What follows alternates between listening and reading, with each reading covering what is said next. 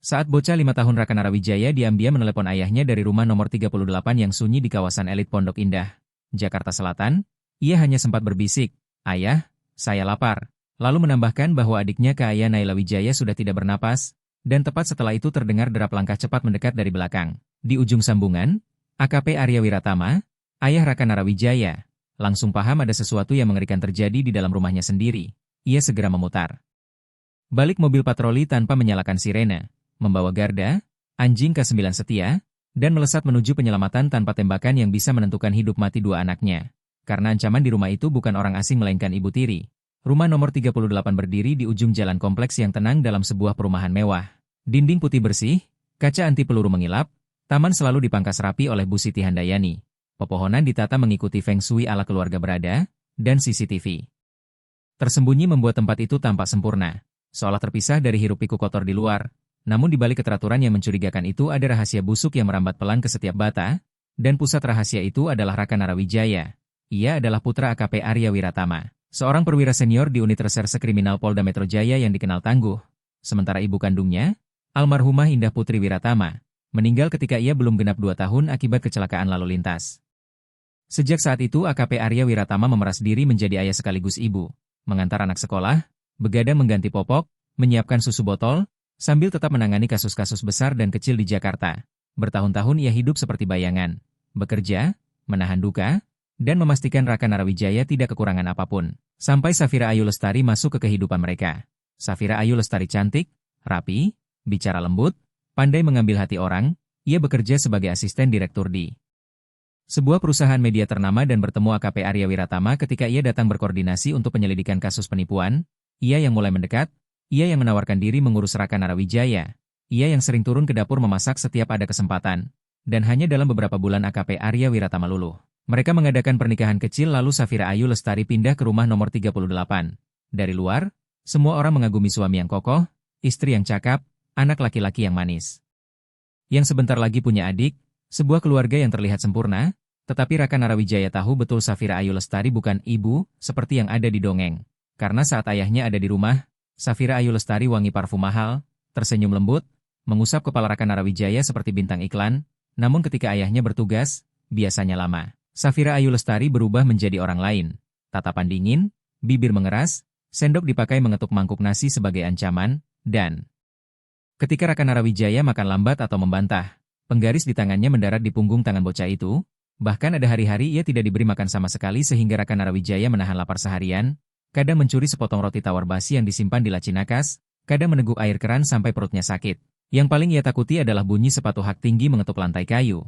Bunyi yang dulu disebut ayahnya elegan, tetapi bagi Raka Narawijaya terdengar seperti ketukan pintu neraka. Sejak Kaya Naila Wijaya lahir, semuanya semakin buruk karena Safira Ayu Lestari nyaris tak peduli bayi itu. Ada hari-hari Kaya Naila Wijaya menangis berjam-jam tanpa seorang pun masuk kamar, dan Raka Narawijaya berusaha menggendong, menimang dengan suara gemetar. Tangan kecilnya kikuk sampai menyedihkan. Sampai suatu kali ia melihat adiknya membiru dengan napas sangat lemah. Ia tak tahu istilah pingsan. Ia hanya tahu adiknya tidak bergerak lagi. Panik membuat tubuhnya menggigil. Ia berlari mencari susu. Apapun agar adiknya sadar. Tetapi semua pintu terkunci. Satu-satunya harapan tersisa adalah telepon rumah di kamar orang tua. Dan pada hari itu Raka Narawijaya merayap dari bawah ranjang. Mencuri gagang telepon. Menekan nomor yang ia hafal sejak kecil untuk keadaan benar-benar darurat. Ia tak yakin ayahnya akan menjawab, namun ia tetap menelepon dengan seluruh keberanian yang ia punya. Di ujung sambungan, di dalam mobil patroli yang melaju dari kawasan Bekasi menuju Jakarta, AKP Arya Wiratama baru saja menuntaskan shift dinas selama 18 jam, dan di kursi belakang ada garda, anjing K9 yang ia anggap rekan seperjuangan selama bertahun-tahun. Sepanjang jalan ia sempat membayangkan makan malam hangat di rumah, melihat Raka Narawijaya bermain di lantai. Lalu Safira Ayu Lestari menyuguhkan teh seperti biasanya. Sampai ponsel yang tersambung Bluetooth di dashboard menampilkan panggilan masuk bertanda rumah, dan beberapa detik kemudian suara putranya yang gemetar, serak, nyaris tersedak menembus speaker. "Ayah." Kaya Naila Wijaya dingin sekali. "Saya lapar." Dan sejak hari Safira Ayu Lestari resmi menjadi ibu tiri, udara di rumah nomor 38 pelan-pelan berubah warna. Tak ada lagi tawa anak kecil menggema dari kamar ke kamar, tak ada lagi malam-malam keluarga duduk makan bersama seperti hari-hari awal pernikahan, yang tersisa justru sunyi yang menakutkan.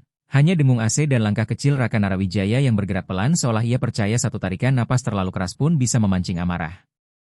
Para pembantu lama bergantian berhenti karena nyonya yang sulit.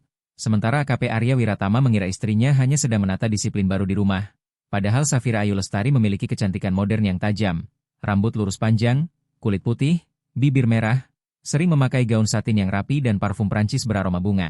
Sehingga di mata tetangga dan teman media sosial ia tampak sebagai sosok perempuan sukses yang telaten merawat anak tiri suaminya layaknya anak kandung. Lengkap.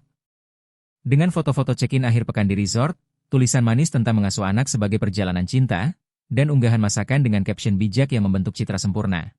Namun begitu pintu tertutup, ia menanggalkan topeng itu seperti orang menghapus riasan. Dan hanya Raka Narawijaya yang melihat wajah aslinya setiap hari. Karena bagi bocah itu dunia bukan taman, sekolah, atau teman, melainkan 4 dinding tempat ia belajar membaca sorot mata Safira Ayu Lestari seperti orang dewasa membaca cuaca, jika alisnya sedikit terangkat satu. Malam itu tak ada makan malam. Jika bibirnya mengeras jadi satu garis, hari itu mungkin ia dipaksa berdiri menempel ke dinding sebagai hukuman. Jika ia tersenyum, bocah itu harus memastikan apa yang sedang ia pegang. Hukuman-hukuman itu tidak selalu berteriak, tetapi meresap pelan seperti garam pada luka. Duduk di halaman di bawah terik karena selimut disita, atau dikurung di gudang hanya karena menumpahkan segelas air. Siang hari Safira Ayu Lestari sering ada di rumah, tetapi bukan untuk bermain dengan Raka Narawijaya atau menenangkan bayi. Ia justru rebahan di sofa dengan masker wajah, memegang segelas wine, memutar musik K-pop keras-keras sampai menelan suara tangis Kaya Naila Wijaya dari kamar sebelah. Dan pada saat-saat seperti itu Raka Narawijaya merangkak mencari botol susu, popok, apapun yang dibutuhkan. Meski ia tak tahu caranya benar atau salah, ia hanya tahu tak ada orang lain yang akan melakukannya. Pernah suatu kali Safira Ayu Lestari memergoki, menatapnya tanpa emosi lalu berkata dingin, "Wah, hebat ya, sudah bisa ganti popok? Mulai besok kamu nggak usah masuk TK lagi." Dan sejak itu Raka Narawijaya benar-benar dipaksa tidak sekolah hampir seminggu. Beberapa tetangga kadang mendengar bunyi aneh, benda jatuh, tangis anak, atau bentakan kecil. Namun kemudian mereka melihat Safira Ayu Lestari tampil cantik menggandeng Raka Narawijaya berjalan di kompleks sambil menenteng botol susu bayi dan menyapa sopan. Sehingga semua orang mengira itu hanya cara mendidik yang sedikit keras. Urusan rumah tangga orang lain, pikir mereka. Bahkan AKP Arya Wiratama sendiri setiap pulang hanya melihat rumah rapi dan sunyi.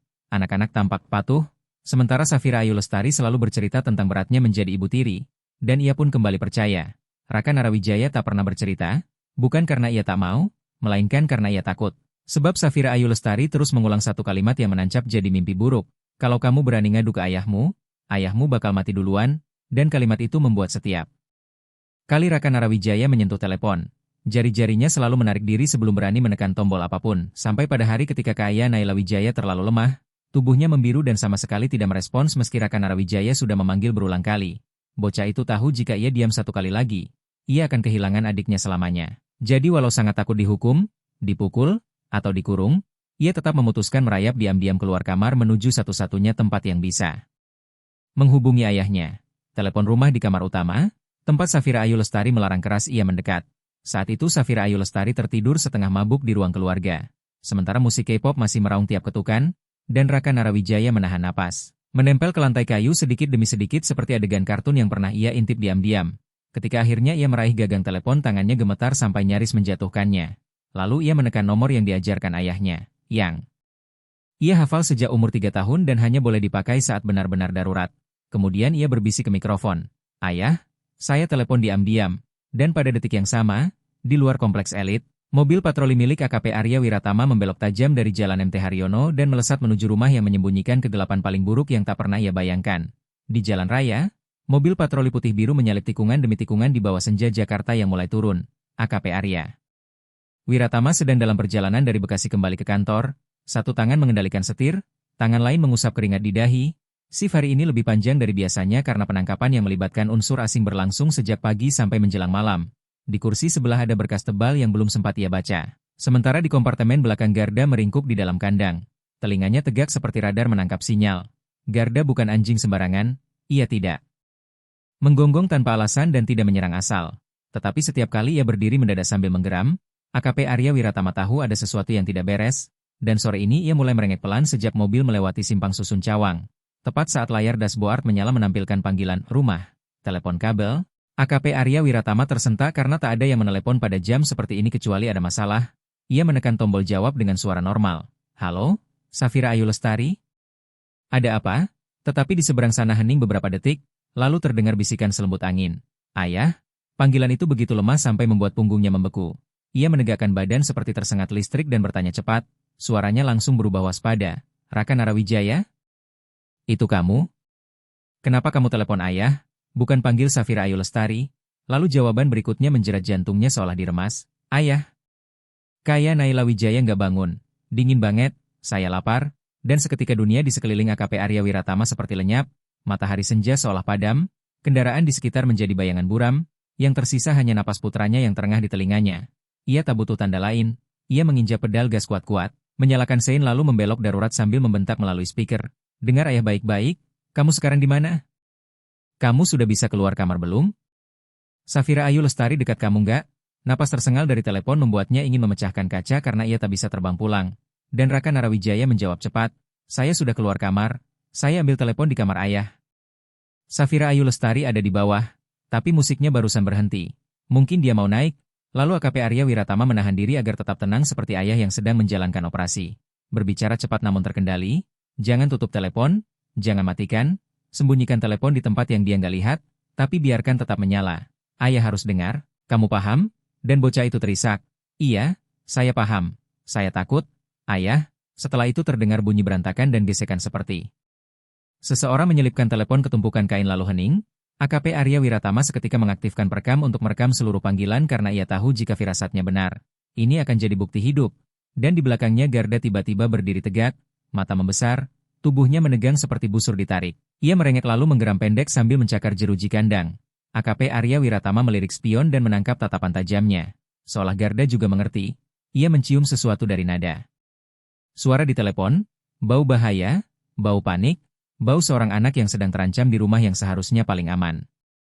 Bau seorang anak yang sedang diancam di rumah yang seharusnya menjadi tempat ia dicintai membuat dada AKP Arya Wiratama seperti ditimpa beban. Mobil patroli itu membelok tajam masuk terowongan Casablanca dan menyelip melewati arus kendaraan yang mulai padat saat jam pulang kerja. Ia sama sekali tidak menyalakan sirene. Tidak boleh. Karena jika Safira Ayu Lestari mendengar suara itu, ia bisa menghapus jejak atau, yang lebih buruk, bereaksi dengan cara yang tak sanggup dibayangkan. Penyelamatan ini bukan penggerbekan sarang kriminal, melainkan penggerbekan rumah sendiri. Dengan terduga pelaku adalah perempuan yang selama ini tidur di sisi ranjangnya. Dan dari telepon yang masih terbuka terdengar musik sudah berhenti. Lalu langkah kaki mendekat, irama teratur yang membuat bulu kuduk berdiri.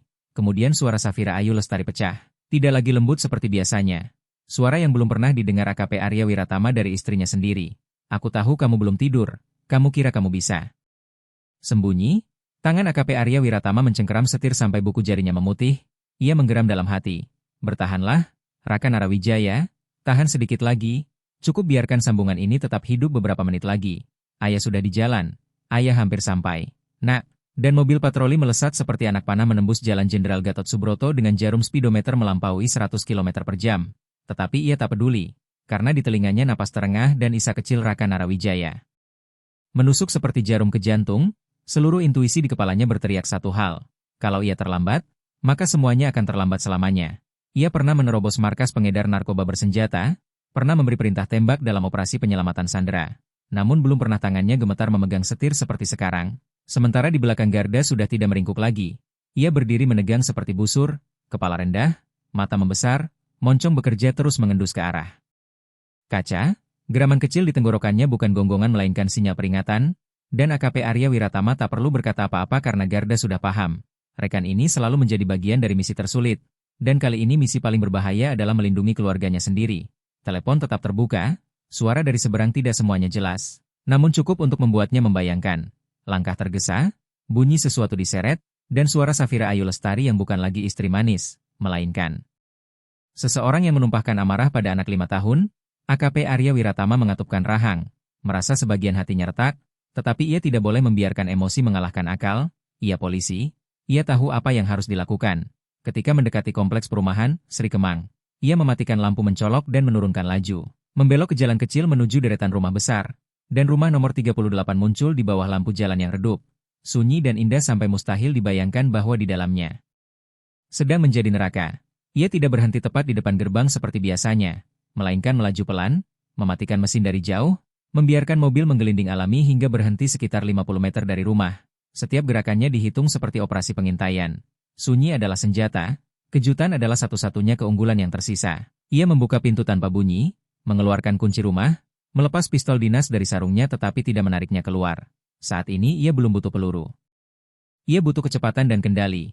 Lalu membuka kandang, Garda keluar tanpa menggonggong, tanpa mengaum, hanya menempel rapat di sisi kakinya siap bergerak seperti bayangan. Di depan gerbang besi, AKP Arya Wiratama mengintip lewat celah pagar, lampu dalam rumah masih menyala, tidak ada musik, tidak ada percakapan, namun justru kesunyian itu membuatnya lebih siaga. Ia tidak menekan bel, ia memutar kunci pelan seolah pulang selesai dinas, karena dulu ia pernah meminta Safira Ayu Lestari tidak pernah mengganti kunci. Ini rumahnya. Dan kini janji itu menyelamatkan dirinya dan anak-anaknya. Lantai kayu mengilap memantulkan bayangan, ruang tamu rapi, semua pada tempatnya seolah tak ada yang aneh, tetapi hidung tidak bisa dibohongi. Di bawah lapisan parfum akrab Safira Ayu Lestari, ada bau lembab, bau popok yang belum diganti, bau susu basi. Dan lebih jauh lagi bau ketakutan. AKP Arya Wiratama menangkap bau itu seperti pemburu. Dan bau itulah yang membuat Garda menegang. Ekornya terangkat, matanya menatap tajam ke arah tangga. Dari lantai atas terdengar sesuatu yang samar namun cukup jelas. Bunyi benturan dan tangis yang tertahan seperti dicekik. AKP Arya Wiratama melirik Garda lalu memberi isyarat tangan agar tetap sunyi. Dan anjing gembala itu langsung merunduk, bergerak serapat tanah dengan langkah tanpa suara. AKP Arya Wiratama menapakkan kaki ke anak tangga pertama. Sengaja menginjak bagian tengah untuk menghindari bunyi berderit yang dulu ia janjikan akan diperbaiki. Tangga yang ia pilih sendiri saat membangun rumah itu kini berubah menjadi deretan kenangan yang runtuh di tiap pijakan. Lantai 2 terbuka dengan lorong kayu dan lampu tidur yang menyala redup, pintu kamar anak terbuka sedikit, AKP Arya Wiratama mengangkat radio HT dan menekan tombol cepat dengan suara rendah. Rumah nomor 38 dugaan kekerasan terhadap anak. Terduga masih di dalam rumah, saya sedang intervensi. Minta dukungan segera, prioritaskan evakuasi dan pertolongan medis anak. Lalu tanpa menunggu ia menempelkan telinga ke pintu, dan dari dalam meledak suara Safira Ayu Lestari yang melengking, aku sudah bilang kamu nggak boleh sentuh barangku. Tapi kamu masih berani nyuri telepon. Disusul bunyi sabuk kulit menghantam udara, dan AKP Arya Wiratama mengenali suara itu. Suara kekerasan, suara ancaman yang tajam. Ia meletakkan tangan di gagang pintu dan menatap Garda. Tatapan rekan satu misi bertemu sekejap, tanpa sirene, tanpa kata, tanpa ragu. AKP Arya Wiratama mengepalkan tangan, siap mendobrak pintu yang memisahkan anaknya dari teror. Ia berdiri rapat di depan pintu kamar anak, telapak tangan menempel pada kayu yang dingin, seolah berusaha menahan sisa ketenangan terakhir. Sementara di dalam suara Safira Ayu Lestari bercampur napas terengah seorang anak dan bunyi-bunyi kering seperti benda dilempar ke lantai. Namun AKP Arya Wiratama tidak langsung menerobos, bukan karena takut, melainkan karena ia terlalu paham. Satu bunyi salah saja, Safira Ayu Lestari bisa melakukan tindakan nekat pada Raka Narawijaya atau pada Kaya Naila Wijaya, dan ia pernah melihat bagaimana orang yang terpojok bereaksi. Di dalam rumah, reaksi itu jauh lebih mengerikan karena batas moral sudah lama robek. Ia harus mengendalikan situasi dalam satu tarikan napas dan satu gerakan yang tepat agar tak ada yang membayar harga lebih mahal. Garda berdiri di sampingnya. Tubuh rendah, telinga tegak, mata mengunci celah pintu. Anjing itu tidak lagi menggeram, dan justru keheningannya yang membuat bulu kuduk berdiri. Hening sebelum menerkam sasaran, AKP Arya Wiratama memberi isyarat 2 jari menutup. Gerakan kecil yang sudah menjadi naluri bagi Garda untuk diam dan menunggu perintah. Moncongnya terangkat mengendus akan bau ketakutan Raka Narawijaya sudah merembes ke lorong dan menempel di tiap serat karpet. AKP Arya Wiratama mendengar tangis Raka Narawijaya tercekat. Lalu Safira Ayu Lestari menurunkan suara ke nada paling berbahaya. Bukan lagi teriakan, melainkan tetesan dingin yang terukur, dan otak AKP Arya Wiratama otomatis memecah situasi menjadi potongan. Di dalam ada anak 5 tahun, mungkin ada bayi, terduga memegang sabuk, punya keunggulan posisi. Ia punya faktor kejutan dan Garda. Tetapi ia tidak boleh membiarkan pengejaran terjadi di ruang sempit. Ia mundur setengah langkah, punggung menempel dinding, mata menyapu cepat lorong, pintu kamar utama di ujung lorong terbuka sedikit dengan cahaya kuning merembes keluar. Rumah ini dulu selalu dijaga mengilap oleh Safira Ayu Lestari. Tetapi kini kebersihan itu justru membuatnya muak. Ia sempat melirik tangan sendiri. Pistol masih disarung. Ia tidak ingin menarik senjata di kamar anak. Satu percikan, satu refleks kaget, satu letusan saja cukup mengubah penyelamatan jadi tragedi. Maka ia memilih opsi lain, kendali lewat wibawa dan jarak, menggunakan Garda sebagai perisai hidup untuk memutus jalur. Gerak Safira Ayu Lestari. Ia mengangkat HT lagi, menekan sekali sangat singkat dengan suara yang ditahan agar tak bocor napas. Saya sudah di dalam rumah, posisi lantai 2, ada kekerasan pada anak dan bayi, minta tim Satpol PP dan ambulans merapat lewat gerbang belakang. Pendekatan senyap, ia tidak bicara panjang karena semakin banyak kata semakin mudah suaranya bergetar. Sementara ponsel di saku dadanya masih menyala karena panggilan dengan Raka Narawijaya belum putus, ia tak lagi menempelkannya ke telinga, Hanya membiarkannya di mode speaker pelan agar ia tetap mendengar tanpa terseret kembali ke ujung sambungan. Karena ia harus hadir sepenuhnya di sini, di depan pintu ini, di antara anaknya dan bahaya. Suara Safira Ayu Lestari terdengar seperti dari dasar sumur. Aku sudah kunci pintu. Kamu muncul dari mana? Lalu terdengar gesekan sabuk yang ditarik tegang. Tenggorokan AKP Arya Wiratama terasa kering dan perih. Tangan kirinya menempel pada daun pintu sementara tangan kanan mencengkeram gagang siap mendorong sekuat tenaga. Garda menatapnya dengan mata kuning seperti dua titik api menunggu detik yang tepat, dan AKP Arya Wiratama menyusun langkah di kepala. 1. Masuk merebut sudut. 2. Perintah berhenti. 3. Kalau Safira Ayu Lestari menerjang Raka Narawijaya atau meraih sabuk, Garda mengunci sasaran. Tetapi ia menambah satu lapis kehati-hatian, ia membuka pintu hanya selebar celah tipis tanpa membanting. Cukup untuk melihat dan cukup untuk membuat Garda menangkap target lebih jelas. Lewat celah itu ia melihat Safira Ayu Lestari berdiri agak menyamping dekat jendela. Punggungnya tegak, sabuk melilit di telapak tangannya seperti kebiasaan, sementara Raka Narawijaya meringkuk di sudut kamar, kepala tertunduk, kedua tangan menutup telinga. Posisi seorang anak yang sudah belajar menahan pukulan alih-alih melawan. Di dekat ranjang ada boks bayi dengan selimut kusut. AKP Arya Wiratama tidak bisa melihat jelas ke Ayah Naila Wijaya, hanya tampak gumpalan kecil yang tidak bergerak dan itu membuat jantungnya seperti diremas sampai retak. Dan dalam sekejap ia paham. Ini bukan sekadar mendidik, ini rangkaian hari yang sistematis. Safira Ayu Lestari melangkah setapak, semakin pelan suaranya semakin kejam. Kamu yang telepon ayahmu, ya? Raka Narawijaya hanya mengeluarkan bunyi lemah seperti napas, dan AKP Arya Wiratama tidak menunggu lagi. Ia mendorong pintu terbuka lebar lalu masuk lurus seperti mata bor menembus gelap. Cahaya lorong membelah bayangan Safira Ayu Lestari. Ia tidak berteriak, ia memberi perintah dengan nada dinas yang berat. Nada yang membuat orang berhenti sebelum sempat berpikir. Turunkan sabuk itu. Berhenti sekarang, suara itu memantul di dinding, memenuhi kamar, membuat Safira Ayu Lestari tersentak. Seolah rambutnya ditarik, sabuk di tangannya tertahan di udara, tatapan pertamanya bukan penyesalan melainkan panik. Panik karena tertangkap basah. Lalu dengan cepat topeng, istri baik, memanjat kembali ke wajahnya. Bibirnya bergetar, matanya bergerak mencari celah, suaranya mendadak melembut, "Mas, kok pulang cepat? Aku cuma..." Tetapi AKP Arya Wiratama tidak memberi ruang untuk berakting. Ia maju selangkah menempatkan tubuhnya di antara Safira Ayu Lestari dan Raka Narawijaya, sekaligus memiringkan badan memberi isyarat agar Garda masuk setengah badan membentuk garis batas hidup. Garda tidak menerjang, ia hanya berdiri di posisi yang memotong jalur Safira Ayu Lestari. Bahunya sedikit merunduk, ototnya mengeras seperti pegas terkompresi siap memantul. AKP Arya Wiratama mengulang singkat tanpa emosi. Turunkan. Safira Ayu Lestari mundur refleks setapak. Lalu matanya melirik sabuk seperti mencari pegangan terakhir. Dan hanya gerakan kecil itu saja sudah membuat Garda berganti mode, tidak mengaum keras, hanya mengeluarkan dengung berat dari dada. Sinyal, jangan coba-coba. Safira Ayu Lestari menelan ludah kering. Sementara AKP Arya Wiratama menoleh ke sudut kamar dan melihat Raka Narawijaya masih tak berani mengangkat kepala. Seakan ia belum percaya ayahnya benar-benar ada di sana.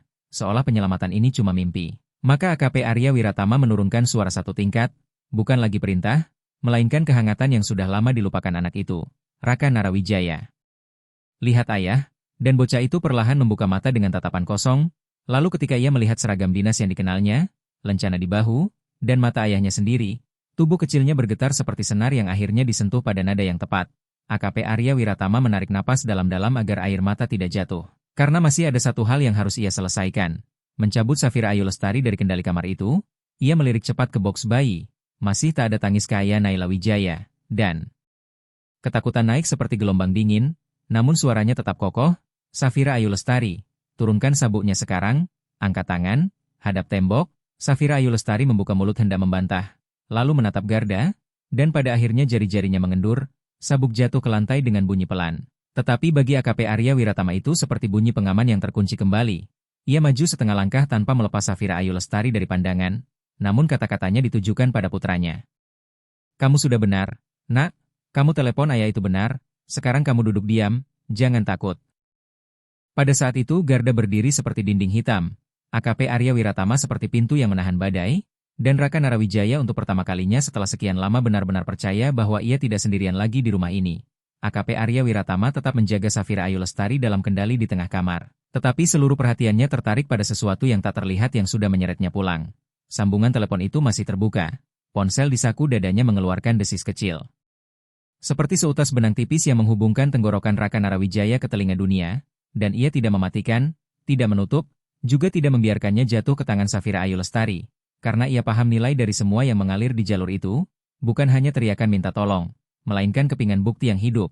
Nada suara, ancaman, irama langkah. Bunyi sabuk ditarik tegang, bunyi benturan, bahkan keheningan seorang anak yang sudah belajar untuk tidak menangis, cukup biarkan jalur itu tetap terbuka beberapa menit lagi maka semuanya akan runtuh, dan topeng yang selama ini disembunyikan Safira Ayu Lestari di balik parfum tak akan punya ruang untuk menyangkal. Safira Ayu Lestari berdiri menghadap dinding sesuai perintah, kedua tangan terangkat, tetapi bahunya tetap kaku seperti menahan amarah yang tersangkut di tenggorokan. Suaranya berganti-ganti antara memohon dan menantang. Kamu ngapain? Kamu nakut-nakutin aku pakai anjing? Aku istrimu? AKP Arya Wiratama tidak langsung menjawab. Ia menatap sudut kamar tempat Raka Narawijaya masih meringkuk, matanya membesar, takut sekaligus linglung. Seperti belum percaya mimpi buruknya benar-benar dirobek seseorang, lalu ia mundur setengah langkah untuk berdiri menutup tubuh Raka Narawijaya dari Safira Ayu Lestari. Sambil mengangguk kecil memberi sinyal pada garda agar tetap di posisi. Anjing itu diam namun seluruh badannya seperti pegas yang terkompresi. Tatapannya tidak lepas dari tangan Safira Ayu Lestari, hanya menunggu satu gerakan salah. AKP Arya Wiratama mengeluarkan ponsel, tidak menempelkannya ke telinga, hanya menyalakan speaker secukupnya, dan di balik suara desis itu masih terdengar jelas napas putus-putus Raka Narawijaya dari ujung sana. Seolah udara di kamar ikut memadat dan rumah itu sendiri sedang didengarkan. Oleh keadilan yang selama ini dihindari, ia menekan satu tombol cepat untuk mengaktifkan perekam lagi, lalu berbicara pelan agar Raka Narawijaya mendengar. Nak, ayah masih dengar? Kamu cukup bernapas saja. Ayah sudah di sini. Raka Narawijaya menelan ludah, bibirnya bergetar. Ia menatap ponsel itu seperti menatap mukjizat. Benda kecil yang berhasil memanggil ayahnya, memanggil garda, dan memanggil kebenaran keluar ke cahaya. Begitu Safira Ayu Lestari menyadari ponsel itu ada di tangan AKP Arya Wiratama, wajahnya langsung berubah, matanya menyapu lantai ke arah sabuk yang jatuh lalu menancap ke ponsel seperti ingin merebut kembali sesuatu yang membuatnya kehilangan kuasa. Kamu lagi main apa? Kamu nguping aku? Kamu melanggar privasi. Ia terkekeh sinis, mencoba terlihat menang ketika ia sudah mulai runtuh, tetapi AKP Arya Wiratama menatap lurus dengan suara rata seperti membaca berita acara. Ini panggilan dari rumah, yang menelepon adalah anak saya berhak melindungi anak saya, dan kamu baru saja mengancam serta melakukan kekerasan di depan saya. Ia tidak perlu menambahkan banyak hal, karena keberadaan ponsel yang menyala di speaker saja sudah cukup membuat Safira Ayu Lestari mengerti. Jalur mundurnya terkunci satu persatu, namun ia tetap berusaha berkelit dengan senjata lamanya, menyalahkan dan membalik cerita. Kamu salah dengar, dia bohong, dia bandel, dia makan sembunyi-sembunyi, dia bikin berantakan, aku cuma nakut-nakutin biar dia kapok, kamu selalu bela dia. Lalu ia memutar kepala setengah badan seolah hendak menoleh ke Raka Narawijaya. Dan hanya gerakan itu saja membuat garda mengeluarkan geraman rendah yang tajam seperti bilah pisau menggesek lantai. Safira Ayu Lestari langsung membeku lalu mengangkat tangan lebih tinggi seolah membuktikan, aku tidak melakukan apa-apa. AKP Arya Wiratama maju selangkah, benar-benar memutus pandangannya ke arah Raka Narawijaya. Suaranya turun dingin dan tegas, jangan bicara padanya, jangan lihat padanya, dan untuk pertama kalinya Safira Ayu Lestari diam, bukan karena menyesal, melainkan karena takut. AKP Arya Wiratama membungkuk, mengambil sabuk itu dengan dua jari seperti memungut sesuatu yang kotor, meletakkannya jauh dari jangkauan lalu menendangnya pelan ke bawah lemari. Ia tidak ingin Safira Ayu Lestari memegang apapun yang bisa memicu situasi baru. Kemudian ia menoleh ke box bayi, dan tetap tidak ada tangisan. Keheningan itulah yang benar-benar membuat napasnya tersedak. Ia melangkah cepat ke arah box bayi, namun tetap menahan Safira Ayu Lestari di sudut penglihatannya. Kaya Naila Wijaya terbaring pucat, bibirnya kering, tulang pipinya tampak cekung, tubuhnya ringan seperti sudah tak punya tenaga. Untuk bergerak, AKP Arya Wiratama menyentuh pelan pipi anaknya yang dingin, dan amarah dingin mengalir melewati tubuhnya. Bukan meledak, melainkan membeku tajam sampai menyingkirkan semua pikiran lain. Ia menoleh, suaranya bukan lagi suara seorang suami, melainkan suara penegak hukum. Sejak kapan kamu membiarkan Kaya Naila Wijaya kelaparan? Safira Ayu Lestari langsung menggeleng. Gagap, aku kasih makan, aku sibuk, aku capek. AKP Arya Wiratama tidak butuh pengakuan yang rapi. Gagap itu di padu tubuh Kaya Naila Wijaya sudah menjadi jawabannya. Ponsel di tangannya masih mengeluarkan desis, dan ia tiba-tiba ingat panggilan ini tidak hanya tersambung padanya. Tadi ia sudah meminta tim mendekat senyap. Artinya jalur dan catatan panggilan bisa menjadi rangkaian bukti utuh sejak detik pertama Raka Narawijaya meminta tolong sampai. Detik ia menerobos kamar ini, ia membiarkan sambungan tetap terbuka bukan lagi untuk menangkap basah, melainkan agar Safira Ayu Lestari terjerat oleh kata-katanya sendiri. Ia melangkah mendekat dan memerintah singkat, berlutut. Safira Ayu Lestari melotot, kamu nggak punya hak. AKP Arya Wiratama tidak membentak. Ia hanya mengucapkan satu kalimat yang memutus semua debat. Saya punya wewenang ketika kamu menjadi ancaman bagi anak. Safira Ayu Lestari ragu, Garda maju setengah langkah. Dan akhirnya ia ambruk berlutut di lantai dengan napas memburu. Rambutnya kusut, kesempurnaan yang biasa ia pamerkan runtuh seperti keter siram hujan. AKP Arya Wiratama menaruh ponsel di atas meja rendah dekat pintu. Speaker tetap menyala, rekaman tetap berjalan. Ia tidak ingin memegangnya lagi. Ia ingin kedua tangannya bebas untuk hal yang paling penting. Menarik Raka Narawijaya keluar dari sudut kamar dan mengangkat ke ayah Naila Wijaya untuk mencari pertolongan. Sebelum menoleh ke putranya ia menatap Safira Ayu Lestari sekali lagi dengan suara dalam dan pasti seperti cap stempel. Mulai detik ini, kamu bukan lagi yang mengendalikan cerita. Ceritanya akan berbicara sendiri dengan suara aslinya. Raka Narawijaya menatap ayahnya seperti menatap seseorang yang baru keluar dari mimpi jauh. AKP Arya Wiratama mendekat, berlutut agar setinggi mata anaknya, tidak langsung memeluk, hanya mengulurkan tangan perlahan supaya Raka Narawijaya punya pilihan. Kamu hebat, bisiknya, kamu sudah menyelamatkan adik. Raka Narawijaya pecah menangis, tangisnya meledak namun lemah seperti air merembes dari dinding yang sudah lama retak. Dan di kamar itu, di antara seorang perempuan yang runtuh dan seekor anjing yang berjaga, tangis itu terdengar seperti bukti terakhir, bukti bahwa semua hari-hari diam sebelumnya bukan karena patuh, melainkan karena takut. AKP Arya Wiratama mengangkat Raka Narawijaya lalu memeluk kedua anaknya dalam satu rengkuhan sementara Garda menjaga jarak rapat. Antara Safira Ayu Lestari dan keluarganya, sambungan masih terbuka, dan kebenaran pun ikut terbuka. Ia mengangkat ke ayah Naila Wijaya dari box, telapak tangannya menahan punggung mungil yang bergetar halus karena dingin yang tak wajar merembes dari kulit. Anak itu tidak menangis, tidak merespons, tubuhnya ringan seperti kapas, bau menyengat dari popok lembab, sisa susu basi, dan kulit bayi yang lama tak dibersihkan menerjang hidungnya hingga dadanya terasa jatuh dan tersangkut.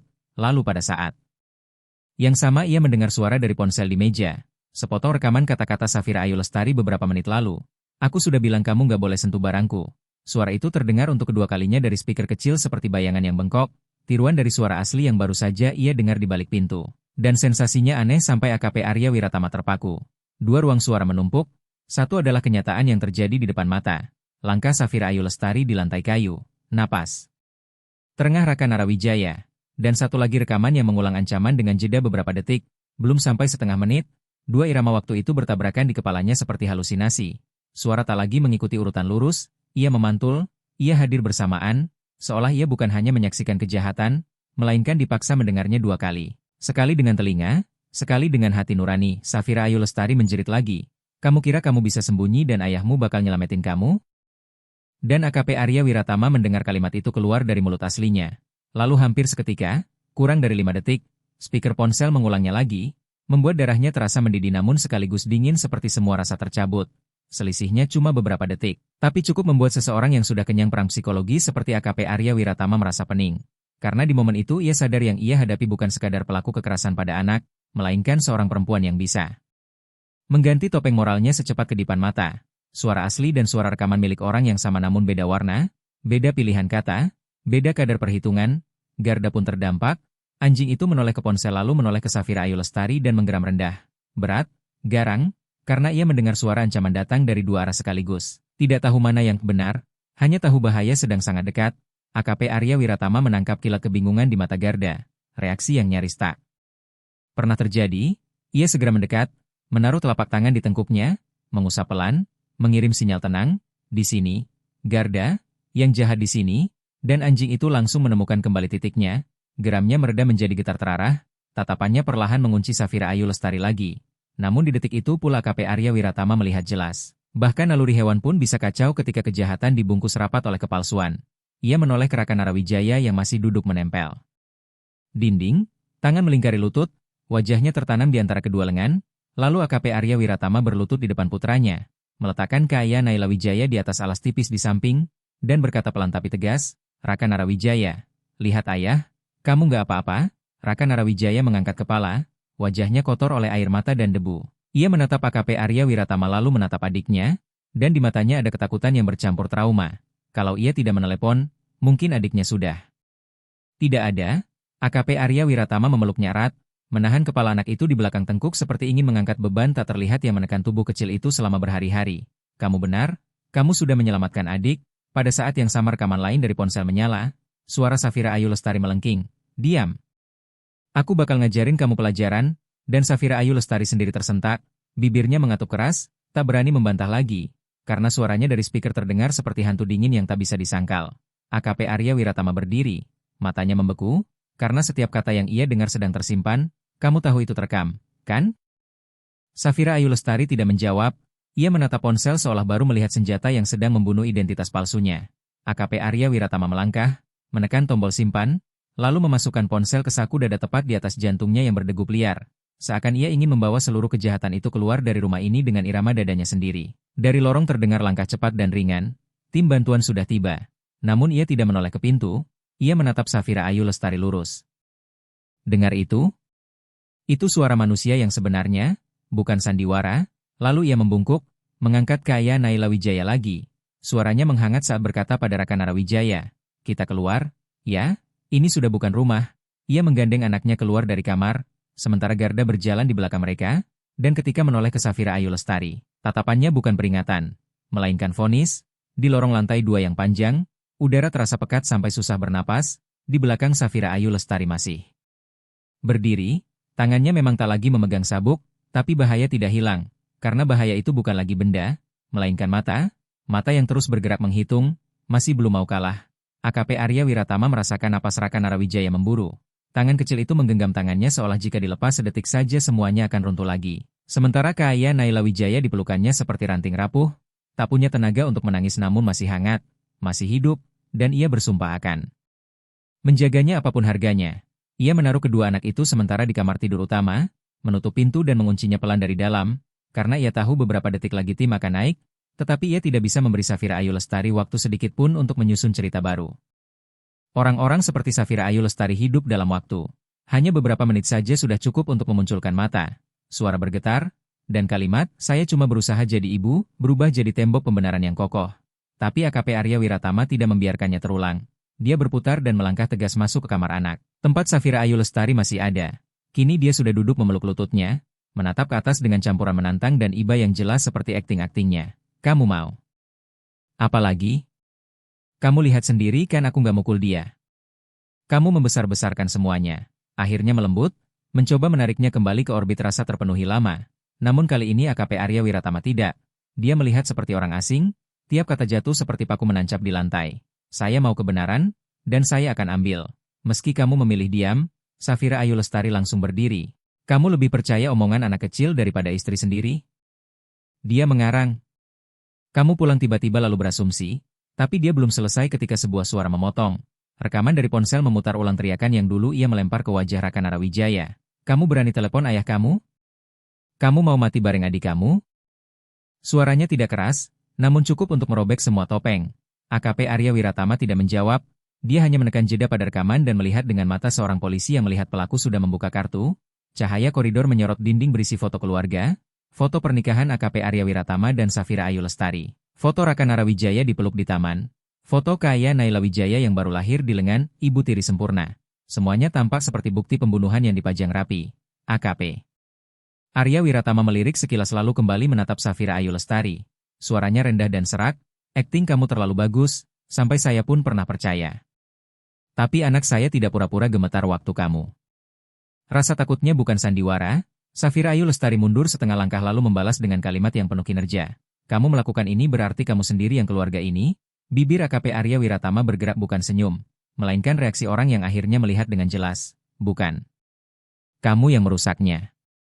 Cuma nggak nyangka saya bakal lihat." Dari bawah terdengar suara pintu terbuka dan langkah cepat naik tangga. Tim Resersek Brimob. AKP Arya Wiratama bergerak ke dekat pintu memberi isyarat. 2 personel berseragam rompi anti peluru muncul, diikuti tenaga medis dari tim medis puskesmas. AKP Arya Wiratama bicara singkat, "Anak-anak butuh bantuan. Amankan TKP." Pelaku berbahaya secara psikologis. Seketika wajah Safira Ayu Lestari berubah. "Tidak, saya ibu. Saya cuma mendidik." Dia meronta. Tapi baru mengangkat tangan saja Garda menerjang keluar dari kamar utama dan memutar. Satu geraman kali ini jelas, peringatan yang tak bisa disalahartikan. Safira Ayu Lestari tersentak, kakinya tergeletak di lantai dan jatuh duduk, lalu menjerit. Setengah panik setengah berakting, "Kamu pelihara anjing buat nyerang istri kamu? Kamu mau bunuh saya?" AKP Arya Wiratama tidak goyah. Dia menatap rekan-rekannya dan mengangguk, memberi tanda untuk memborgol. Saat mereka bekerja, dia berbalik melangkah menuju kamar utama tempat 2 anaknya menunggu, dan sebelum keluar dari kamar anak, Dia berhenti sejenak bukan untuk menoleh ke istri itu, melainkan pada bocah 5 tahun yang mengintip di ambang pintu. Wajahnya basah keringat, mata merah, tapi ada cahaya kecil yang baru menyala. AKP Arya Wiratama berlutut dan merentangkan tangan. Raka Narawijaya berlari lalu menubruk pelukannya, memeluk erat tanpa kata. AKP Arya Wiratama mengunci pelukan itu seolah ingin memaafkan semua kali dia tak hadir tepat waktu, dan saat memeluknya dia tahu satu hal. Kekuasaan palsu Safira Ayu Lestari diputus bukan oleh kekerasan, melainkan oleh bukti, oleh Raka Narawijaya, dan oleh cinta seorang ayah yang tak pernah benar-benar hilang. Keheningan hanya berlangsung satu tarikan napas. Di lantai, Safira Ayu Lestari berlutut dengan tangan di borgol di belakang. Matanya masih bergerak cepat ke arah AKP Arya Wiratama dan 2 personel Bribtu Galih Prabowo serta Bribda Rizky Firmansyah seolah menghitung jalan serangan terakhir. Dia tidak berseru, tidak memohon, hanya menatap seperti seseorang yang tahu semua kuasanya habis namun tetap mencoba melawan dengan bertahan yang kacau. AKP Arya Wiratama menatap Safira Ayu Lestari lalu melirik Garda, anjing gembala Jerman yang berdiri menutup ambang pintu. Sunyi, tak menggonggong, tak maju satu langkah pun, tetapi siapapun yang pernah bekerja dengan anjing K9 paham, semakin diam semakin berbahaya, karena itulah saat fokusnya mengunci target tanpa celah. Kamu akan dibawa ke kantor polisi, kata AKP Arya Wiratama datar, matanya tak menyisakan emosi. Di sana kamu boleh bercerita versi kamu. Tapi bagi saya, bagi anak-anak saya, kamu sudah tidak punya suara apapun lagi. Mendengar itu, Safira Ayu Lestari menyeringai, kamu pikir nangkep aku itu selesai? Kamu kira kamu punya hak menghakimi aku? Dia menguatkan tubuh, menarik napas panjang, lalu melakukan sesuatu yang tidak diduga AKP Arya Wiratama. Dia meledak berdiri, langkahnya oleng namun tetap memaksa menerjang ke arah Raka Narawijaya yang sedang berada dekat AKP Arya Wiratama. Semuanya terjadi bahkan belum 2 detik, AKP Arya Wiratama belum sempat bergerak. Garda sudah lepas dari posisinya, satu geraman kering dan pendek terdengar seperti suara rem menggesek, lalu tubuh hitam itu melesat melintasi lantai seperti anak panah. Safira Ayu Lestari baru sempat menoleh dengan mata membelalak dan mulut terbuka hendak menjerit ketika dadanya dihantam keras oleh dorongan moncong Garda. Bukan gigitan, tidak perlu gigitan. Pukulan terlatih yang memukul masuk napasnya, bunyinya tidak keras namun cukup membuat dinding bergetar. Buk! Safira Ayu Lestari terjungkal ke belakang. Punggungnya membentur tembok, mulutnya menganga tanpa suara karena udara seperti diputus. Dia jatuh terkapar, terengah dengan tangan di borgol tak bisa menahan tubuh, kakinya mengais lantai panik, sementara Garda tidak pergi. Begitu dia jatuh, Garda menjejakkan 2 kaki depannya di dada Safira Ayu Lestari. Menundukkan kepala dekat wajahnya, gigi menyeringai dalam posisi mengancam, siap mengunci jika perlu. AKP Arya Wiratama melangkah mendekat tanpa tergesa menghentikan, juga tanpa menyuruh mundur. Dia ingin Safira Ayu Lestari merasakan jelas pagar yang memisahkan ancaman dari anak-anaknya. Tidak ada yang menyentuh anak saya lagi, ucap AKP Arya Wiratama pelan, namun pelan itu seperti lava yang menahan ledakannya sendiri. Safira Ayu Lestari menatap ke atas, mencoba memaksa keluar satu kalimat, tapi yang keluar hanya erangan serak, dia tak berani bergerak, lidah Garda nyaris menyentuh wajahnya, setetes liur jatuh ke gaun sutranya, dingin dan lengket seperti peringatan terakhir. AKP Arya Wiratama membungkuk perlahan, kamu kira kekejamanmu aman karena tidak menumpahkan darah. Tapi Memar, tatapan takut anak saya, itu sudah cukup untuk membuat kamu bayar. Safira Ayu Lestari menggeleng lemah, air mata mengalir, tapi kali ini tak seorang pun percaya. Bukan rekan AKP Arya Wiratama, bukan siapapun yang mendengar rekaman, bukan Raka Narawijaya yang baru menyaksikan bagaimana Garda melindungi dirinya dan Kaya Naila Wijaya dengan kesetiaan tanpa syarat. AKP Arya Wiratama mengangkat tangan memberi isyarat, barulah dia bersuara. Cukup, Garda menahan posisi, menggeram rendah, lalu mundur 3 langkah tanpa pernah membalikkan punggung pada Safira Ayu Lestari. Matanya tetap mengunci seolah menunggu sinyal sekecil apapun untuk mengakhiri ancaman. Bribtu Galih Prabowo dan Bribda Rizky Firmansyah segera menerjang masuk mengamankan Safira Ayu Lestari. Mengangkatnya berdiri saat dia batuk tersedak karena kehilangan keseimbangan. Salah satu dari mereka menyebut pelanggaran. Melawan petugas, bawa ke kantor sekarang. AKP Arya Wiratama tidak membantah. Dia hanya menatap dengan dada yang tak lagi dipenuhi amarah, melainkan lega yang melelahkan. Lega bukan karena Safira Ayu Lestari diborgol, tetapi karena anak-anaknya tidak perlu menjalani satu hari horor lagi. Saat Safira Ayu Lestari digiring pergi, matanya menyapu Raka Narawijaya. Untuk pertama kalinya tidak ada ancaman, tidak ada pura-pura sayang, hanya kepanikan telanjang. Raka Narawijaya bersembunyi di belakang AKP Arya Wiratama, mencengkeram ujung bajunya tanpa suara. AKP Arya Wiratama merangkulnya dan berbisik, sudah tidak apa-apa. Garda melindungi kalian. Raka Narawijaya mengangguk kecil, lalu seperti anak yang baru bangun dari mimpi buruk, dia melangkah pelan dan duduk di dekat Garda. menyentuh kepala anjing itu dengan tangan gemetar. "Makasih, Garda, kamu hebat." Garda tidak mengibaskan ekor mengejar pujian. Ia hanya menundukkan kepala, matanya melunak, dan bagi AKP Arya Wiratama, tundukan itu adalah hal paling indah pada malam itu. Malam ketika cahaya akhirnya meretakan gelap di rumahnya sendiri. Setelah Safira Ayu Lestari dibawa keluar lewat gerbang, udara seakan runtuh menjadi jeda yang dingin. Pintu utama menutup, bunyi kunci terdengar kering, dan segala suara seperti tersedot dari ruang-ruang yang tadinya tampak rapi. AKP Arya Wiratama berdiri di tengah rumah yang dulu ia sebut keluarga. Di atas lantai kayu mengilap, di bawah foto-foto keluarga yang tersusun rapi namun kini terasa seperti kebohongan. Ia membungkuk merangkul Raka Narawijaya erat, sementara tangan satunya menopang Kaya Naila Wijaya, putri kecil yang baru saja ia angkat dari ranjang bayi yang dingin setelah berhari-hari nyaris terabaikan. Raka Narawijaya menatap AKP Arya Wiratama dengan wajah basah sisa air mata. Mata memerah, tetapi ketakutan yang tadi menggigitnya sudah mulai kendur. Tubuhnya masih gemetar, namun ia tidak lagi menciut. Di bawah lapisan takut itu, sesuatu perlahan muncul. Seutas harapan setipis benang, rapuh, tapi menyala sedikit demi sedikit. AKP Arya Wiratama mengencangkan pelukannya, menepuk punggung Raka Narawijaya pelan, tidak banyak bicara, hanya membiarkan napasnya menyatu dengan napas anaknya agar Raka Narawijaya tahu. Ayahnya benar-benar ada di sini. Nyata, bukan mimpi. Beberapa saat kemudian, Raka Narawijaya mengangkat wajah. Suaranya kecil seakan takut kalau keajaiban ini akan lenyap bila ia terlalu keras. "Ayah? Ayah beneran dengar aku nelpon?" Pertanyaan itu bukan sekadar memastikan. Itu gema dari keraguan yang dipendam lama. Dalam dunia sempit yang ia jalani, ketika tangis dipadamkan, ketika minta tolong selalu tertahan, ia mulai percaya tak ada yang mendengar, tak ada yang datang, dan memanggil pun sia-sia. AKP Arya Wiratama tercekat. Matanya perih, tenggorokannya mengeras, ia merendahkan tubuhnya, meletakkan tangan di bahu Raka Narawijaya, menatap dalam ke mata anaknya dan menjawab dengan suara berat yang bergetar namun tegas. "Ayah dengar semuanya. Dari kalimat pertama kamu ngomong, ayah udah dengar, dan ayah pulang secepat yang ayah bisa." Raka Narawijaya menahan bibirnya rapat seolah ingin berhenti menangis, lalu napasnya pecah jadi satu isak kecil, dan tanpa kata ia menerjang memeluk AKP Arya Wiratama, menanamkan wajah ke bahu ayahnya, menangis terseduh, campuran perih, lega, dan runtuhnya beban yang terlalu lama ditahan. AKP Arya Wiratama memeluknya lebih erat, seperti baru kali ini benar-benar memeluk anaknya sebagai seorang ayah, bukan lewat layar, bukan lewat obrolan singkat sebelum dinas. Ia berbisik di telinga Raka Narawijaya, "Kamu udah ngelakuin hal paling berani. Kamu nyelamatin adik kamu, dan nyelamatin diri kamu sendiri. Kamu lebih kuat dari siapapun yang pernah ayah temui."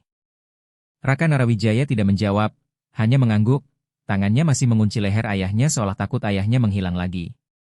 Sesaat kemudian, Raka Narawijaya melepas pelukan dan menoleh ke adiknya. AKP Arya Wiratama menurunkan Kaya Naila Wijaya perlahan ke pangkuan Raka Narawijaya agar anak itu bisa menyentuh pipi adiknya. Kaya Naila Wijaya masih memejam, napasnya terdengar serak pelan, namun pipinya mulai ada rona. Raka Narawijaya berbisik, "Adik, udah nggak apa-apa." AKP Arya Wiratama mengangguk dan untuk pertama kalinya malam itu ia tersenyum tipis. "Iya. Udah aman. Kamu di sini, ayah di sini, adik aman." Di rumah yang selama ini hanya tampak seperti keluarga sempurna, mereka bertiga duduk rapat, tanpa musik, tanpa bentakan, tanpa langkah hak tinggi. Hanya isak yang perlahan mereda, napas lemah bayi, dan detak jantung seorang ayah. Suara yang seharusnya mereka dengar setiap malam. Di luar lorong, Garda tetap berbaring menjaga. Matanya setengah terpejam setengah terbuka, seolah mengerti misi terpenting dalam hidupnya baru saja selesai. Namun ia tetap tidak pergi, karena bagi Garda, keluarga adalah sumpah, dan seekor K9 tidak pernah meninggalkan sumpahnya. AKP Arya Wiratama lalu mengangkat Kaya Naila Wijaya ke ruang tamu, membaringkannya di sofa besar, menutupi dengan selimut lembut, lalu cepat mengambil handuk hangat untuk mengusap tubuh kecilnya dengan hati-hati. Bau susu basi dan kain lembab menempel di tiap lipatan baju, tiap helai rambut tubuh mungil Kaya Naila Wijaya. Kulitnya cetak kebiruan, tipisnya kering pecah. Napasnya selemah kabut sampai AKP Arya Wiratama harus menempelkan telinga untuk menangkap setiap tarikan tipis. Ia meletakkan telapak tangan di dada putrinya, menghitung ritme napas, lalu mengangkat kelopak mata perlahan untuk memeriksa pupil. Semua tanda mengarah pada satu hal, Kaya Naila Wijaya kelelahan parah karena dehidrasi dan kekurangan asupan. Tapi ia masih bernapas, masih ada kesempatan. Saat itu juga pintu terbuka. Sekelompok petugas medis dan polisi lain masuk, yang memimpin adalah Suster Rani Putri Santosa. Membawa tas darurat, suaranya cepat, "Bayi baru lahirnya di mana?" AKP Arya Wiratama tak menjawab dengan kata-kata, hanya menunjuk lurus ke arah putrinya. Suster Rani Putri Santosa berlari mendekat, membuka tas, mengeluarkan alat ukur bayi, termometer, dan selang napas kecil. Seorang petugas lain menyiapkan cairan infus steril. AKP Arya Wiratama mundur, merangkul Raka Narawijaya duduk di sudut. Mata mereka menempel pada tiap gerakan para nakes yang bekerja dengan ringkas dan presisi. Suster Rani Putri Santosa membuka baju Kaya Naila Wijaya dengan lembut, menggoyang pelan sambil memanggil lirih, "Sayang, bangun ya, aku cek sebentar." Tidak ada yang merespons. Ia menempelkan stetoskop, dahi mengerut, lalu menoleh ke rekannya dan melontarkan vonis singkat yang bagi AKP Arya Wiratama terasa seperti dakwaan dingin. Detak jantung lambat, tekanan rendah, bibir kering, mata cekung, dehidrasi tingkat berat, suntik glukosa, pasang oksigen, siap pindah ke rumah sakit sekarang. Perintah keluar, dan ruangan bergerak seperti mesin. Suntikan, oksigen, selang, tangan-tangan sigap. AKP Arya Wiratama hanya menatap, seluruh tubuhnya tegang, tak berani mengganggu. Ia polisi yang sudah menangani ratusan keadaan darurat, tapi ini putrinya, bayi kecil yang selama ini ia kira aman di rumah yang ia banggakan. Dadanya terasa ditindih batu, rasa tak berdaya menyesakan, sementara Raka Narawijaya menempel di sampingnya. Menggenggam tangan ayahnya erat, anak itu tak bertanya apa-apa, hanya menatap adiknya lalu menatap wajah ayahnya, seolah menunggu mukjizat terjadi. Suster Rani Putri Santosa memasang selang oksigen kecil di hidung Kaya Naila Wijaya dan memompa perlahan. Beberapa saat kemudian, napas bayi itu terdengar sedikit lebih jelas. Ia memeriksa nadi lagi, lalu berbisik lega, "Masih ada respons, dia lebih kuat dari yang kita kira." AKP Arya Wiratama menghembuskan napas panjang, menunduk menyentuh pipi putrinya dan berbisik, "Ayah di sini. Tahan ya, nak." Dan meski mata Kaya Naila Wijaya tetap terpejam, jemarinya berkedut sekali. Satu kedutan kecil yang cukup untuk menyalakan kembali keyakinan. Tak sampai 3 menit, mobil ambulans sudah siap di depan. Kaya Naila Wijaya dibungkus selimut tipis dan diletakkan ke inkubator transport. AKP Arya Wiratama mengangkat Raka Narawijaya dan berlari mengikuti. Sementara Garda menyusul di belakang, langkahnya tenang tapi tegas, mata tak lepas dari inkubator itu seperti menjaga harta paling berharga. Di ambang pintu, Raka Narawijaya menoleh ke rumah. Ia diam, tapi sorot matanya mengatakan satu kepastian. Ia tak akan pernah lagi menyebut tempat itu sebagai rumah. AKP Arya Wiratama naik ke ambulans, duduk di antara dua anaknya. Satu dipeluk dalam lengannya, satu terbaring di balik plastik bening, dan bunyi monitor berdetak pendek-pendek seperti hidup yang ditarik kembali sedikit demi sedikit. Ia mengecup kening Kaya Naila Wijaya, lalu menoleh pada Raka Narawijaya dan mengangguk pelan. "Adik bakal baik-baik aja. Kita bawa dia ke tempat yang lebih aman. Mulai sekarang ayah nggak akan biarin siapapun nyakitin kamu dan adik lagi. Ayah janji." Raka Narawijaya mengangguk, menyandarkan wajah ke dada ayahnya. Untuk pertama kalinya sejak semua ini dimulai, di dalam mobil ambulans, keluarga mereka berada berdekatan dengan arti yang sesungguhnya. Tak ada bentakan, tak ada yang menangis sendirian, tak ada yang ditinggalkan. Dan jauh di belakang, ketika Safira Ayu Lestari didorong menuju mobil petugas dengan bahu masih nyeri dan tangan terkunci, rasa sakit itu tidak memadamkan tekadnya. Setelah hantaman cepat Garda, ia tetap belum menyerah. Dia menoleh tajam, mata menegang, suaranya melengking seperti menggaruk kaca di hadapan AKP Arya Wiratama. "Aku nggak sengaja. Kamu harus percaya sama aku. Anak-anak itu, mereka bandel banget. Kamu nggak ngerti." AKP Arya Wiratama tidak menoleh, ia hanya berdiri diam di dekat pintu. Satu tangan tetap menempel di punggung Raka Narawijaya seperti perisai tak terlihat. Raka Narawijaya juga menatap ke arah mobil yang membawa Safira Ayu Lestari. Tapi sorotnya sudah bukan ketakutan, hanya kosong dan jauh. Tatapan anak kecil yang terlalu lama menahan luka sampai tak lagi terkejut dengan alasan-alasan. Safira Ayu Lestari tak mau diam. Ia berteriak lebih keras, berusaha menembus kaca pelindung, "Kamu harus ngerti aku. Aku tertekan, sendirian ngurus 2 anak, nggak ada yang bantuin, aku juga manusia." Lalu seolah menemukan pegangan terakhir, ia mencengkeram kalimat demi kalimat, "Aku cuma nakut-nakutin dia. Dia makan diam-diam, nonton TV diam-diam, terus bikin baju aku kotor.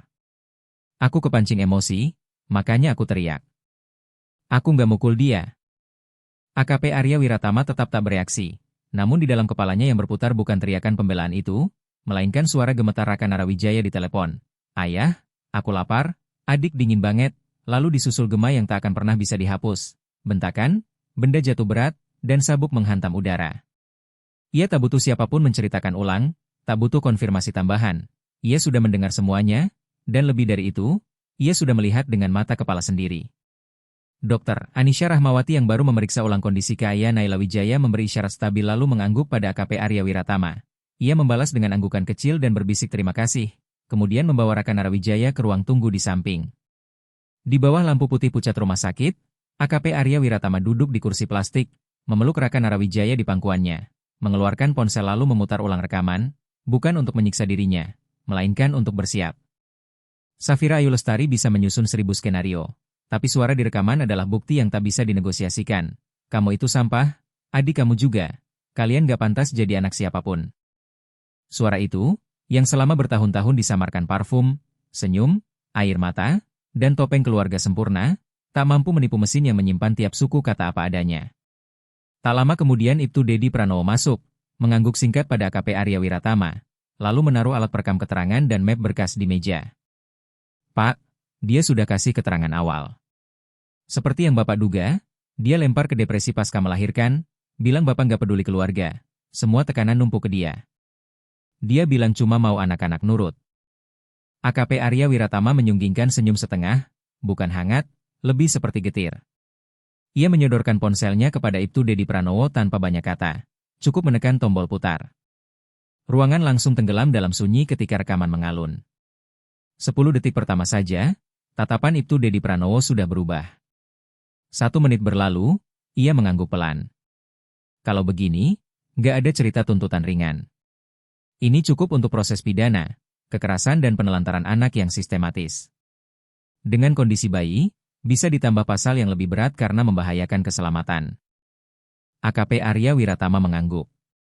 Ia tidak puas, tidak meledak marah lagi. Yang tersisa justru ringan seperti batu besar yang akhirnya jatuh dari dada. Ia menoleh pada Raka Narawijaya di sebelahnya, kepala anak itu bersandar di lengan, mata setengah tertutup karena lelah. AKP Arya Wiratama menepuk punggung putranya pelan dan berbisik, kamu dengar, nak, ayah udah dengar semuanya. Dan kali ini orang dewasa bakal percaya kamu. Raka Narawijaya tidak menjawab, tapi bibirnya bergerak seolah menelan sisa tangis, matanya terbuka sedikit menatap ayahnya, dan di sana ada rasa aman pertama setelah berbulan-bulan tak pernah dipercayai. Safira Ayu Lestari boleh terus bicara, tapi kebenaran sudah tidak lagi berada di mulutnya. Kebenaran ada di mata anak yang baru diselamatkan, dan di rekaman yang tak bisa diedit oleh air mata. Keesokan paginya, di Polres Metro Jakarta Selatan, di ruang rapat tertutup yang biasa dipakai membedah berkas perkara, AKP Arya Wiratama meletakkan ponselnya di atas meja, perangkat yang merekam seluruh panggilan dari Raka Narawijaya. Di seberangnya duduk Bapak Fadli Hakim bersama 2 penyidik senior dari unit reskrim, dan udara di ruangan itu terasa padat, bukan karena marah, melainkan karena satu hal yang akhirnya berdiri tegak, fakta.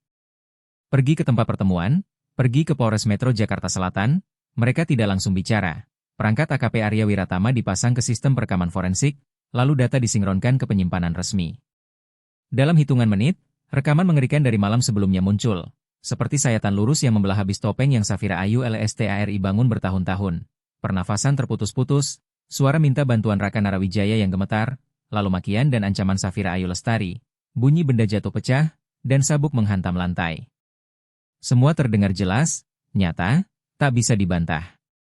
Yang paling menusuk adalah saat Safira Ayu Lestari meledak dan berteriak, kamu berani lapor ayah kamu? Adik kamu mati juga nggak ada yang peduli. Kalimat itu, ketika diputar ulang di ruangan yang sunyi, membuat 3 petugas di sana mengepalkan tangan. Itu bukan lagi emosi dinas, itu kemarahan manusia. Bapak Fadli Hakim menurunkan suara, kami akan segera mengajukan penetapan tersangka, kekerasan dan penentaran anak, berniat yang disengaja, serta upaya menghilangkan nyawa terhadap anak di bawah umur. Dari sisi hukum, menelantarkan bayi sampai kolaps itu sangat jelas. Seorang peneliti senior dari Reskrim menambahkan bahwa Safira Ayu Lestari juga sengaja mengisolasi 2 anak itu, melarang akses siapapun, tanpa pengawasan, menunjukkan elemen perencanaan, bukan ledakan sesaat. AKP Arya Wiratama tidak mengangguk, tidak berkomentar, ia hanya mendengarkan, mata tertancap pada cetakan transkrip dan tangkapan layar gelombang suara. Di kepalanya, wajah Raka Narawijaya muncul, postur kecil yang tertutup di sudut kamar, dan ia ingat tepat bagaimana sabuk itu berada di dekat kepala anaknya. Setiap kalimat dari jaksa seperti papan terakhir yang menutup rapat semua celah pembenaran Safira Ayu Lestari. Kali ini tak tersisa ruang untuk menghindar. Siang itu diserahkan ke Pengadilan Negeri Jakarta Selatan untuk tahap penandatanganan. AKP Arya Wiratama diminta menjadi saksi utama, sekaligus memberikan keterangan rinci tentang perjalanan pulang malam itu, pola perilaku Safira Ayu Lestari belakangan, serta kondisi psikologis dua anak. Ia tidak perlu berpikir lama, semua detail sudah terukir dalam ingatannya dan mustahil memudar. Pada saat yang sama, pihak RSUP Fatmawati mengirim hasil pemeriksaan Kaya Naila Wijaya dan Raka Narawijaya. Kaya Naila Wijaya dinyatakan mengalami malnutrisi berat dan dehidrasi tingkat 3, hanya terpaut beberapa jam dari batas fatal. Sementara Raka Narawijaya memiliki banyak memar lama dan baru, serta bekas patah tulang lengan bawah kiri yang menyatu tidak sempurna, jejak kekerasan berulang tanpa perawatan medis. Berkas medis itu menjadi palu yang menutup semua alasan. Tak ada pengadilan yang bisa menyebutnya tak sengaja. Tim pengacara Hendra Suryawan tetap berusaha membalik keadaan. Mereka mengajukan permohonan pemeriksaan psikiatri, mencoba membingkai Safira Ayu Lestari sebagai korban depresi pasca melahirkan dan gangguan emosi. Namun rekaman yang diserahkan AKP Arya Wiratama menyelesaikan argumen itu. Safira Ayu Lestari tidak berbicara kacau atau berhalusinasi. Ia berbicara tajam, runtut, penuh perhitungan. Tak ada, hilang kendali, yang masih sempat mengunci pintu, mengancam anak agar diam, dan menyembunyikan semuanya dari mata suami selama berbulan-bulan. Pada hari jaksa menerbitkan keputusan penetapan tersangka, Ibtu Dedi Pranowo menelepon Pak AKP Arya Wiratama. Dengan bukti yang ada, terutama rekaman, dia akan menangani ancaman hukuman tertinggi untuk kasus ini. AKP Arya Wiratama hanya menjawab pelan, "Terima kasih." Lalu ia menutup telepon, memandang ke jendela kamar rawat di RSUP Fatmawati, tempat Raka Narawijaya duduk mewarnai di dekat Kaya Naila Wijaya. Keduanya belum sepenuhnya pulih, belum sepenuhnya normal, namun mereka masih hidup, dan itu adalah hal yang paling penting. Safira Ayu Lestari akan berdiri di konferensi, dan kali ini kebenaran adalah hakim pertama. 3 bulan kemudian, rumah baru AKP Arya Wiratama berada di ujung gang yang tenang di Depok, Jawa Barat, bukan lagi rumah besar mewah di kompleks mahal seperti dulu, melainkan rumah satu lantai yang sederhana dengan halaman kecil, beberapa pot tanaman di depan, atap seng yang baru diganti. Namun sinar matahari menembus celah pintu membuat ruangan terasa terang, dan udara dipenuhi tawa anak-anak. Lantai dan dindingnya dicat ulang dengan warna hangat, fasilitasnya tak banyak, tapi ada 3 orang, dan 1 anjing yang berjaga di depan pintu. Itu sudah cukup untuk disebut rumah. Setelah kejadian itu, AKP Arya Wiratama tak lagi bertugas di garis depan reskrim. Ia mengajukan mutasi ke unit pelatihan anjing K9, tetap berseragam setiap hari dan tetap berdampingan dengan rekan-rekannya, hanya saja tugasnya berubah. Bukan lagi memburu pelaku, melainkan mengajari anjing-anjing muda bagaimana melindungi, seperti Garda pernah melindungi anak-anaknya. Garda sendiri sudah pensiun, tapi tetap tinggal bersama keluarga. Ia punya sudutnya sendiri di teras, siang-siang berjemur setengah terlelap, telinganya selalu bergerak menangkap setiap suara yang familiar dari 2 anak kecil itu. Raka Narawijaya sudah kembali sekolah. Ia tidak lagi murung dan tidak lagi panik hanya karena mendengar langkah kaki orang dewasa. Meski sesekali masih tersentak kalau ada yang membentak atau pintu dibanting. Namun matanya sudah jernih kembali, dan senyumnya perlahan menjadi lebih ringan setiap kali AKP Arya Wiratama menjemputnya di gerbang sekolah. Setiap malam, AKP Arya Wiratama selalu menyisihkan setidaknya 1 jam untuk duduk bersama anaknya, main Lego, menggambar, atau sekadar bercerita, dan setiap kali Raka Narawijaya memeluk telepon mainan lalu pura-pura menelepon, AKP Arya Wiratama selalu menjawab dengan serius, "Ayah dengar. Kamu panggil, ayah datang." Kaya Naila Wijaya pulih lebih lambat, tapi membaik dari hari ke hari. Kini usianya lebih dari 9 bulan, pipinya mulai merona, rambutnya mulai tumbuh, dan ia suka tertawa lebar setiap kali digendong. AKP Arya Wiratama melatihnya makan bubur, mengganti popok, bahkan meracik susu formula tiap malam. Dulu ia canggung, sekarang tangannya sudah seterampil seorang ibu. Setiap mendengar tangis bayi di tengah malam, ia bangun lebih cepat daripada bunyi alarm apapun, karena ia paham, terlambat 1 menit saja kadang bisa berarti harga seumur hidup. Pada suatu sore akhir pekan, AKP Arya Wiratama duduk di teras meneguk kopi hitam yang sudah dingin. Telapak tangannya mengusap punggung Garda yang berbaring setengah mengantuk dengan kepala bertumpu di kakinya. Di halaman depan, di bawah sinar sore yang lembut, Raka Narawijaya dan Kaya Naila Wijaya bermain di atas tikar kecil. Raka Narawijaya mengajari adiknya meraih balok mainan sambil terus menyemangati. "Ayo, sedikit lagi, hebat." Kaya Naila Wijaya cekikikan. Merangkak mendekat, menabrak boneka beruang lalu tertawa nyaring seperti lonceng kecil. AKP Arya Wiratama menatap mereka, dan dadanya dipenuhi perasaan yang aneh, bukan sekadar bahagia, melainkan damai yang dalam setelah badai, damai yang biasanya hanya dipahami orang-orang yang pernah keluar dari jurang. Ia tahu masih akan ada banyak hari untuk menebus, banyak ingatan yang tak mudah dihapus, tapi ia percaya cinta tak butuh kalimat manis, cukup hadir pada saat yang tepat, dan ia sempat hadir. Saat Raka Narawijaya berlari menghampiri sambil mengangkat telepon mainannya dan berkata, "Ayah, ada yang nelpon?" AKP Arya Wiratama tertawa, menerima benda itu, menempelkannya ke telinga. "Halo, ayah dengar." "Siapa yang nelpon?" tanya AKP Arya Wiratama. Raka Narawijaya memasang wajah serius, Aku mau cek ayah masih dengar apa enggak." AKP Arya Wiratama menatap mata anaknya, lalu menjawab singkat dan tegas, "Dengar. Dengar jelas. Dan ayah akan selalu dengar, walau kamu bicara pelan sekali." Raka Narawijaya tersenyum, matanya berkilau, lalu berputar kembali menuju adiknya, meninggalkan AKP Arya Wiratama duduk diam menatap punggung kecil itu dengan tenang. Saat senja turun, tawa anak-anak menggema di halaman yang hangat, Garda menggeliat, melirik dua bocah itu sebentar, lalu memejamkan mata lagi dengan ekor yang bergerak pelan. Dan AKP Arya Wiratama akhirnya mengerti, keluarga bukan tempat yang paling lengkap, melainkan tempat di mana tak ada seorang pun ditinggalkan. Tidak ada lagi sabuk, tidak ada lagi malam putus asa. Yang tersisa hanya sore-sore hening seperti ini, ketika cinta benar-benar dimulai ulang dari hal-hal yang paling kecil, di ruang yang tampak sederhana itu. Orang justru bisa melihat dengan jelas nilai sejati dari hal-hal yang sering dianggap biasa. Seorang anak yang bisa tersenyum, sepiring nasi yang cukup mengenyangkan, dan pelukan antara ayah dan anak tanpa bayang-bayang takut. AKP Arya Wiratama paham bahwa yang menyelamatkan anak-anaknya malam itu bukan hanya keterampilan atau keberanian seorang polisi, melainkan sesuatu yang lebih sakral, refleks alami seorang ayah. Sejauh apapun ia berada, begitu mendengar panggilan anaknya, ia akan berbalik arah. Namun di balik penyelamatan itu, hal yang paling membuatnya tak berhenti memikirkan adalah keberanian Raka Narawijaya. Seorang anak 5 tahun yang hidup dalam ancaman, kelaparan, dan ketakutan yang menetes hari demi hari, tetapi masih cukup jernih untuk merayap diam-diam, mengambil telepon, lalu menekan nomor ayahnya. Tidak ada yang mengajari caranya. Tidak ada yang menjanjikan bahwa tindakan itu akan menyelamatkan adiknya, dan menyelamatkan dirinya sendiri. Raka Narawijaya hanya bergerak mengikuti naluri, seperti nyala kecil yang tetap hidup di tengah badai, dan justru nyala itulah yang menuntun semua cahaya lain datang. AKP Arya Wiratama pernah berdiri di hadapan pelaku bersenjata, pernah menyelamatkan Sandra dalam situasi yang rasanya hanya berjarak satu tarikan napas dari maut, tetapi tak pernah ada misi yang memaksanya bertarung melawan emosinya sendiri seperti malam itu. Karena kali ini ia bukan melindungi orang asing, ia sedang merebut kembali sesuatu yang seharusnya aman sejak awal. Masa kecil, rasa percaya, dan kehangatan keluarga.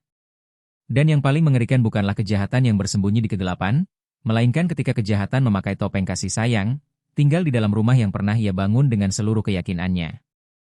Seusai semuanya, AKP Arya Wiratama sering bertanya pada dirinya sendiri, bagaimana jika malam itu ia pulang sedikit lebih lambat, bagaimana jika panggilan Raka Narawijaya tak tersambung, bagaimana jika ia terlalu lelah sampai tak mengangkat telepon, apa yang akan terjadi? Pertanyaan itu tak punya jawaban, tapi selalu menjadi lonceng pengingat bahwa hadir bukan hanya soal tubuh ada di tempat yang sama, melainkan soal benar-benar mendengar, bahwa di antara begitu banyak kebisingan hidup, bisikan anak adalah suara yang paling pantas didahulukan. Keluarga bukan tempat yang pasti bebas dari luka, tetapi keluarga harus menjadi tempat di mana tak seorang pun merasa takut. Anak-anak tidak lahir membutuhkan warisan besar atau rumah megah.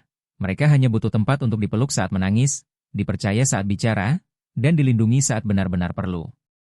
Raka Narawijaya mengajarkan itu pada AKP Arya Wiratama, pelajaran yang sederhana tapi dalam. Ketika anak cukup percaya bahwa orang dewasa akan mendengar, mereka bisa lebih berani daripada siapapun. Dan Garda, sahabat berkaki 4 yang setia, bukan sekadar anjing ke-9. Ia simbol kesetiaan yang tak butuh bahasa. Ia menerjang bahaya tanpa menunggu pujian, digerakkan oleh insting dan cinta tanpa syarat pada sekawanan yang ia jaga. Setiap kali AKP Arya Wiratama melihat Garda terlelap di ambang teras, ia tidak melihat seekor hewan, melainkan seorang pahlawan sunyi. Pahlawan yang tak pernah meminta panggung, hanya ingin tetap berada di sisi keluarganya.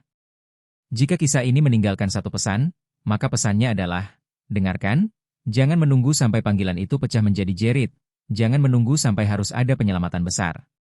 Karena cinta yang datang tepat waktu tak perlu berubah menjadi kemenangan dramatis, cinta hanya perlu hadir. Seperti AKP Arya Wiratama yang pulang begitu mendengar anaknya memanggil, dan seperti Raka Narawijaya, seorang anak kecil yang berani percaya bahwa kalau ia cukup berani menelepon, pintu akan terbuka dan cinta yang sesungguhnya akan muncul.